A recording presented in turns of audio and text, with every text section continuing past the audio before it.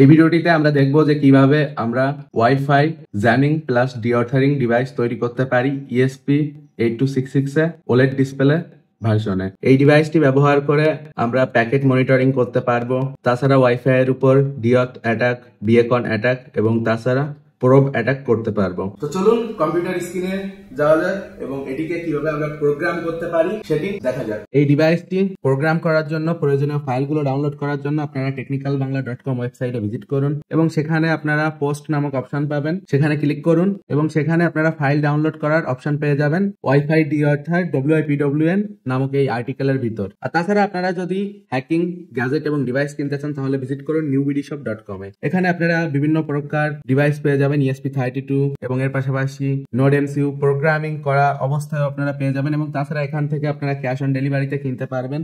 এখানে এর পাশাপাশি বিভিন্ন প্রকার নেটওয়ার্কিং অ্যাক্সেসরিজ এবং বিভিন্ন প্রকার ইলেকট্রনিক গ্যাজেট আপনারা পেয়ে যাবেন। আপনাদের জন্য একটি সুখবর আছে, সেটি হলো আমাদের ইউটিউব চ্যানেল এবং ফেসবুক পেজে গিভওয়ে চলতেছে। গিভওয়েতে অংশগ্রহণ করার জন্য আমাদের ইউটিউব চ্যানেলে জাস্ট আপনাদের কমেন্ট করতে হবে, আর আপনি যদি ভিডিওটি ফেসবুকে দেখে থাকেন তো সেখানে কমেন্ট করতে হবে। তো আপনারা কমেন্ট করেন আর ভিডিওটি শেয়ার করেন, আর তার পাশাপাশি আমাদের ভিডিওগুলো নিয়মিত দেখবেন এবং কমেন্ট করবেন। তো এই জিপ ফাইলটি ডাউনলোড করার পর এটিকে এক্সট্রাক্ট করতে হবে। তো আপনারা সিম্পলি উইন্ডোজে এক্সট্রাক্ট অল এই ফাংশনটি ব্যবহার করে এই জিপ ফাইলটি এক্সট্রাক্ট করে ফেলতে পারবেন। তো জিপ ফাইলটি এক্সট্রাক্ট করার পর আপনারা ভিতরে আসলে অনেকগুলো ফাইল দেখতে পারবেন। এই ফাইল আমাদের এই নোড এমসিইউতে এখন ফ্ল্যাশ করতে হবে। এই ফ্ল্যাশিং প্রসেস কমপ্লিট করার জন্য আমাদের যে টুলসটির প্রয়োজন হবে সেটির নাম হলো Arduino IDE। এটা ব্যবহার করে আমরা এই নোড এমসিইউটিকে ফ্ল্যাশ করব। এর আগে আমাদের চ্যানেলে কিন্তু ডেডিকেটেড একটা ভিডিও ছিল যেখানে প্রোগ্রাম করা এবং এর পাশাপাশি ESP8266 এ কিভাবে আপনারা প্রয়োজনীয় লাইব্রেরি এবং প্রয়োজনীয় যে সমস্ত ড্রাইভারের প্রয়োজন হয় কিভাবে সেটআপ করবেন এবং তাছাড়া বিভিন্ন রকম প্রোগ্রাম কিভাবে ফ্ল্যাশ করতে পারেন সেগুলো কিন্তু আমি দেখিয়েছিলাম। তো এই ভিডিওটিতে আমি আসলে যে লাইব্রেরি গুলো ইনস্টল করেছিলাম আপনাদের এইগুলো ইনস্টল করতে হবে, আর কিভাবে আপনারা Arduino ইনস্টল করে সেটআপ করবেন সেই সমস্ত জিনিস এই ভিডিওটাই আপনারা দেখতে পারবেন। তো আমি ওই ভিডিওটি দেখে আসার জন্য সবাইকে অনুরোধ করব। তো এখন আমরা আমাদের ফাইলটা ওপেন করব। তো ফাইলস থেকে এখানে ওপেনে যেতে হবে এবং এরপর আমরা চলে যাব ডাউনলোডসে। ডাউনলোডসে গেলে আমরা কিন্তু এখানে ওই ফোল্ডারটার ভিতর পেয়ে যাব ESP8266 ডিঅর্থার। তো এটা আমরা ওপেন করব। ওপেনের উপর সিলেক্ট করার পর আমাদের সামনে এরকম চলে আসবে, যেমনটা আপনারা এখানে দেখতে পাচ্ছেন। এখন আমাদের বোর্ড সিলেক্ট করতে হবে। এখানে আমরা যেহেতু দুটো বোর্ড দেখতে পাচ্ছি, আমরা ইউএসবিটাকে আনপ্লাগ করলাম পিসি থেকে, তখন দেখতে পাচ্ছি একটা পোর্ট আছে। তার মানে আমাদের যে ডিভাইসটা ওইটা এখন যদি আমরা কানেক্ট করি তাহলে যে পোর্টটাই নতুন আসবে ওইটাই আমাদের ফ্ল্যাশ করতে হবে। তো নতুন যেটা আসলো সেটা হলো COM6। তো এটা সিলেক্ট করলাম এবং বোর্ডস থেকে এই জায়গায় আমরা লিখবো নোড এমসিইউ। তো এখানে জাস্ট নোড লিখলেই আমরা কিন্তু নোড এমসিইউ এর মডিউলটা পেয়ে যাব। এখানে ওকে করে দিলাম।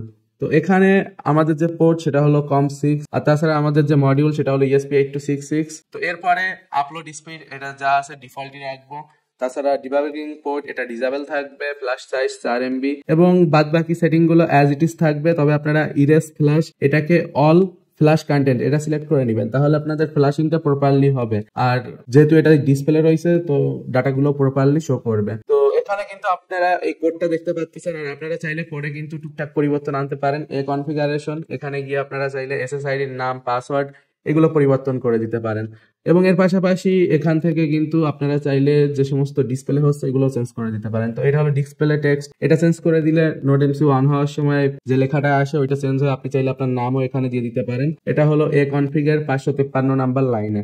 আর এর পাশাপাশি আপনারা কিন্তু এই জায়গা থেকে ডিঅর্থারের যে ওয়াইফাই এর অ্যাক্সেস পয়েন্ট ওটারও পাসওয়ার্ড চেঞ্জ করে ফেলতে পারবেন।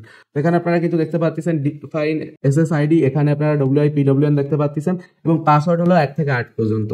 তো যেহেতু আমাদের ফ্ল্যাশিং কমপ্লিট, এখানে কিন্তু ফ্ল্যাশিং কমপ্লিট হওয়ার পর আমাদের অ্যাক্সেস পয়েন্টটা চলে আসে।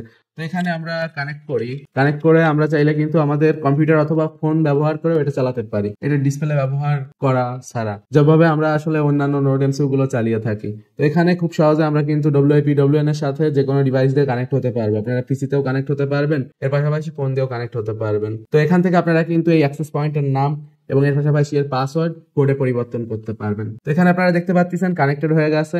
তো আমাদের ব্রাউজারের মাধ্যমে আমরা যদি এই নোড এমসিইউটিকে ব্যবহার করতে চাই সেক্ষেত্রে আমাদের লিখতে হবে 192.168.4.2। তো এখানে গিয়ে আমরা আই আন্ডারস্ট্যান্ড এটার উপর প্রেস করে আমরা এখান থেকে কিন্তু এটার ওয়েব পোর্টাল ব্যবহার করে বিভিন্ন ধরনের অ্যাটাকিং করতে পারি। বাট যেহেতু এটার স্পেশালিটি হলো এটার ডিসপ্লে, তো অফকোর্স আমরা ডিসপ্লে ব্যবহার করে এটার কাজ দেখবো। আর গাইস তাছাড়া আপনারা যদি আপনার ডিভাইসের সেটিং এ ওয়াইফাইতে যান এবং ওয়াইফাইতে গিয়ে এবং পরবর্তীতে এটিকে প্রপার্টিস করেন, তো এখানে কিন্তু আপনারা এটা ডিফল্ট গেটওয়ে দেখতে পারবেন। তো এটাই হলো সেই আইপি অ্যাড্রেস যেটা ব্যবহার করে আপনারা এই নোড এমসিইউটা অ্যাক্সেস করতে পারবেন। তো এই ছিল প্রোগ্রামিং প্রসেস। তাছাড়া আপনারা চাইলে ফোন ব্যবহার করেও কিন্তু এটা ইউজ করতে পারবেন, বিভিন্ন অ্যাটাক করতে পারবেন। তো এখন আমরা দেখবো যে কিভাবে আমরা আসলে এটাকে কোনো প্রকার ফোন কানেকশন ছাড়া ব্যবহার করতে পারি। তো চলুন দেখা যাক। তো আপনারা যে কোনো ইউএসবি কেবল ব্যবহার করে যে কোনো পাওয়ার সোর্সের সাথে কানেক্ট করতে পারেন, সেটি হতে পারে পাওয়ার ব্যাংক, কম্পিউটার, এমনকি মোবাইলের ওটিজির সাথেও কানেক্ট করা যায়। তো চলুন দেখা যাক কিভাবে এটি আমরা ব্যবহার করতে পারি। তো ফ্ল্যাশ করার পরে আমরা কিভাবে ডিভাইসটি ইউজ করতে পারি এখন সেটি দেখার পালা। তো এখানে আপনারা দেখতে পাচ্ছেন যে 5টার মতো অপশন আছে। প্রথম যে অপশনটি সেটা হলো স্ক্যান। তো এখান থেকে আমরা স্ক্যান করতে পারবো। তো প্রথমে আমি আপনাদের নেভিগেশন বুঝিয়ে নিব। তো এখানে আপনারা যে পিন গুলো দেখতে পাচ্ছেন D5, D6 এবং D7। তো D7 যে বাটনটা, এটাকে আপনারা ওকে বাটন হিসেবে অথবা সিলেক্ট বাটন হিসেবে ধরতে পারেন। আর 5 আর 6 এই দুটোকে নেভিগেশনের জন্য ব্যবহার করা হয়। 5 ব্যবহার করে আমরা উপরের দিকে যেতে পারবো এবং 6 ব্যবহার করে নিচের দিকে যেতে পারবো। তো প্রথমে আমরা স্ক্যানিং করব। তো 7 এটাকে সিলেক্ট করলাম। তো এখানে স্ক্যানিং এ বেশ কতগুলো অপশন আছে, access point plus station scanning এর, তাছাড়া শুধু অ্যাক্সেস পয়েন্ট স্ক্যানিং এর। তো আমরা প্রথম অপশনে যাব এবং সিলেক্ট করব। তো এখন স্ক্যানিং শুরু হয়ে গেছে। তো এখানে স্ক্যানিং কমপ্লিট হয়ে গেছে। তো আমরা আবার D7 প্রেস করে ব্যাকে চলে যাব। তো এখান থেকে আবার ব্যাকে। স্ক্যানিং এর পরবর্তী ধাপ হলো সিলেক্ট করা। তো স্ক্যানিং এর পর আমরা সিলেকশনে যাব। তো এখানে গিয়ে আমরা কিন্তু অ্যাক্সেস পয়েন্ট এবং স্টেশন এগুলো সিলেক্ট করতে পারি। তো এখানে আমরা কিন্তু দেখতে পাচ্ছি স্টেশন দেখাচ্ছে। তো এখান থেকে আমরা চাইলে একটাও সিলেক্ট করতে পারি, আবার সিলেক্ট অলও দিতে পারি। তো D7 প্রেস করে সিলেক্ট করে নিলাম। তো সিলেক্ট করার পর আমাদের এখান থেকে ব্যাকে যেতে হবে। তো এরপর আবার ব্যাকে চলে যাব। তো যেহেতু আমরা প্রথমে স্ক্যান করেছি এবং তারপর সিলেক্ট করেছি, এখন অ্যাটাকিং এর পালা। তো আমাদের যেতে হবে অ্যাটাকের উপর। এখান থেকে অ্যাটাক সিলেক্ট করে আমরা অ্যাটাকিং করতে পারবো। তো এখন আমরা অ্যাটাক মোডে যাব। তো এখানে আমরা কিন্তু বিভিন্ন অপশন দেখতে পাচ্ছি। তো আমরা এখান থেকে সিলেক্ট করার জন্য ইউআই দিয়ে নেভিগেশন করে সিলেক্ট বাটন প্রেস করলে কিন্তু সেটা সিলেক্ট হয়ে যাবে। তো আমরা একসাথে এই জায়গায় কিন্তু 3টাই সিলেক্ট করে নিলাম। তো স্টার্টে প্রেস করলে আমরা এখান থেকে অ্যাটাক করতে পারবো এবং D7 প্রেস করলে অ্যাটাকিং স্টপ হয়ে যাবে। অ্যাটাকের পরবর্তী যে ধাপ সেটা হলো প্যাকেট মনিটরিং। এখান থেকে আমরা প্যাকেট মনিটরিং করতে পারবো। আমরা যদি কোনো অ্যাক্সেস পয়েন্ট অথবা স্টেশন সিলেক্ট করে থাকি, তো সেটার প্যাকেট এখান থেকে কিন্তু আমরা মনিটরিং করতে পারবো। কি কি প্যাকেট সেটা থ্রু রান হচ্ছে সেগুলো দেখতে না পারলেও প্যাকেটের স্পিড এবং ফ্রিকোয়েন্সি দেখতে পারবো। এখান থেকে ব্যাকে যাওয়ার জন্য D7 প্রেস করলাম। আর সর্বশেষ সেটি হলো কোলাক। তো এখানে গিয়ে আমরা আসলে কোলাক ডিসপ্লে অন করতে পারবো। এখান থেকে সময় দেখা যাবে, এছাড়া তেমন কিছুই হবে না। যেমনটা আপনারা জানেন যে ইউটিউব এবং ফেসবুকে কমিউনিটি গাইডলাইনের কারণে আমরা চাইলে পেনিট্রেশন টেস্টিং এর প্র্যাকটিক্যাল ভিডিও আপলোড করতে পারি না। তো এই জন্য আপনি যদি আরো অ্যাডভান্স পেনিট্রেশন টেস্টিং শিখতে চান, ইথিক্যাল হ্যাকিং শিখতে চান, তাহলে technicalbangla.com ওয়েবসাইটে ভিজিট করুন। আমাদের ওয়েবসাইটের সকল কোর্সগুলিতে আপনি প্রফেশনাল ইথিক্যাল হ্যাকিং এর বাংলা টিউটোরিয়াল পাবেন এবং প্রত্যেকটি কোর্সে আপনি ভিডিও পাবেন। আমাদের ওয়েবসাইটে ভিজিট করলে আপনি কারিকুলাম দেখতে পারবেন, কোন কোর্সে কি কি ভিডিও রয়েছে এবং এর পাশাপাশি কোন ভিডিওর ডিউরেশন কতটুকু, তাছাড়া কোর্সের স্টুডেন্ট রিভিউ কেমন। আমাদের ওয়েবসাইটের মাধ্যমে আপনি টারমাক্স, কালি লিনাক্স এবং তাছাড়া লিনাক্সের বিভিন্ন টুলসগুলো ব্যবহার করে প্রফেশনাল ইথিক্যাল হ্যাকিং শিখতে পারবেন। আমাদের কোর্সগুলির সাথে আপনি লাইভ সাপোর্ট পাবেন। যে কোনো সময় কোর্সের ভিডিও দেখে কোনো কিছু না বুঝলে সরাসরি আমার থেকে সাপোর্ট নিতে পারবেন। এবং তাছাড়া আমাদের expert cyber security expert team তো আছেই আপনাদের সাপোর্ট দেওয়ার জন্য। আর অবভিয়াসলি গাইস, আপনি এখানে A to Z সকল ধরনের ইথিক্যাল হ্যাকিং এর কোর্স পাবেন। Facebook security expert, ethical hacking with Kali Linux, droid hacking, network security expert, web security expert, digital forensics expert, programming for ethical hacking, freelancing master class, এগুলো ছাড়াও অসংখ্য cyber security এর advance এবং latest course কিন্তু বর্তমানে available আছে। আর obviously একটা জিনিস মাথায় রাখবেন, আমাদের অফিসিয়াল ওয়েবসাইট থেকে কোর্স কিনবেন, তা না হলে কিন্তু লেটেস্ট টুলস এবং লেটেস্ট ভিডিও পাবেন না এবং এর পাশাপাশি সাপোর্টও পাবেন না।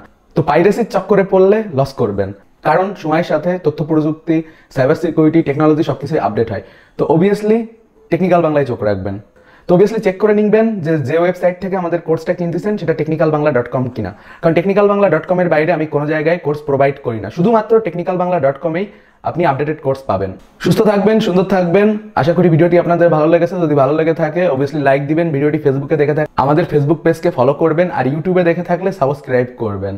আর অবভিয়াসলি কমেন্ট করে জানান যে আপনি পরবর্তীতে কোন ধরনের ভিডিও দেখতে চান, কারণ আপনার মন্তব্য আমাদের কাছে খুবই গুরুত্বপূর্ণ। আপনার মন্তব্যের উপর ভিত্তি করেই কিন্তু আমরা নিত্য নতুন ভিডিও তৈরি করে থাকি, আপনাদের জন্য নিত্য নতুন কন্টেন্ট নিয়ে আসি। আর ভালো লাগলে শেয়ার তো অবশ্যই করবেন। তো সুস্থ থাকুন, সুন্দর থাকুন। Have a nice day, good bye.